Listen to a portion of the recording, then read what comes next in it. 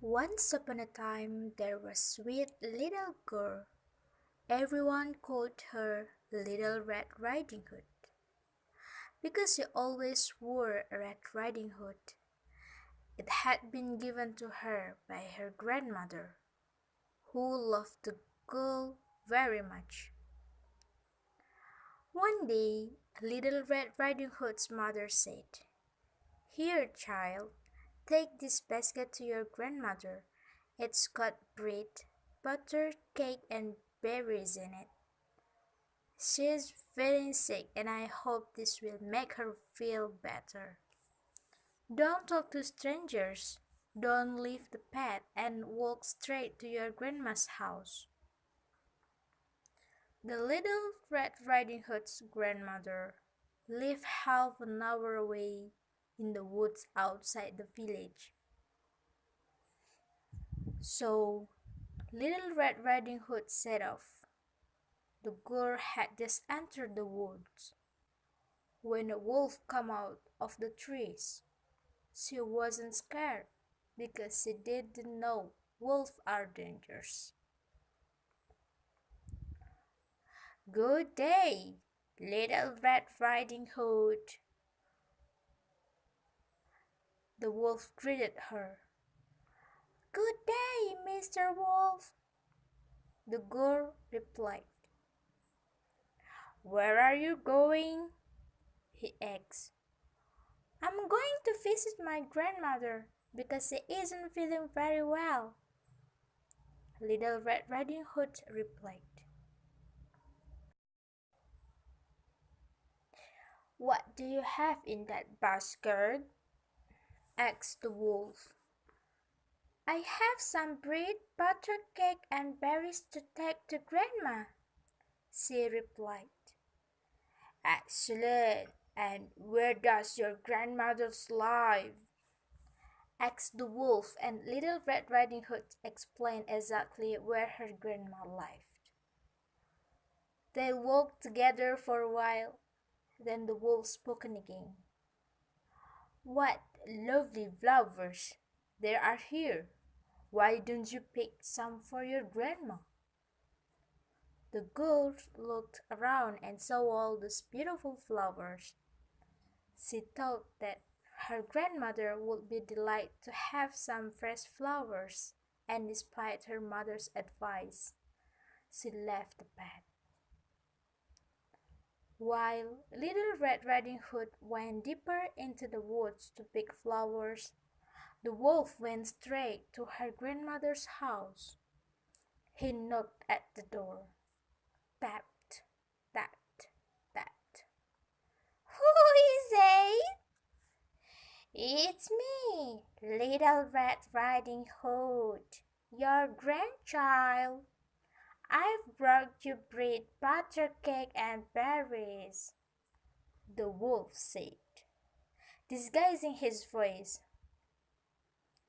"How lovely! Give the door a big push and come in.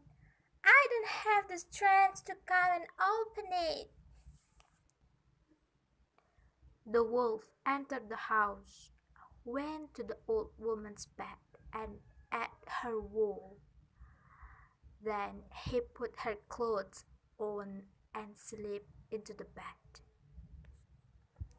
When Little Red Riding Hood arrived at her grandmother's house, she noticed that the door was open. The girl went to the bedroom. Usually she felt very happy at her grandma's, but that day something felt different. "Good morning," she said, but no one replied. Her grandmother looked strange, and then she asked, "Grandmother, what big ears you have!" "All the better to hear you with." "Grandmother, what big eyes you have!" she continued. All the better to see you with, my child, the wolf said. Grandmother, what big hands you have!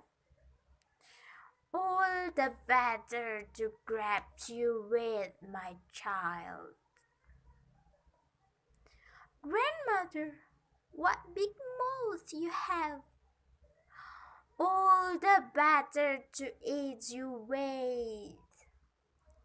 The wolf roared, jumped off the bed, and ate the poor girl whole.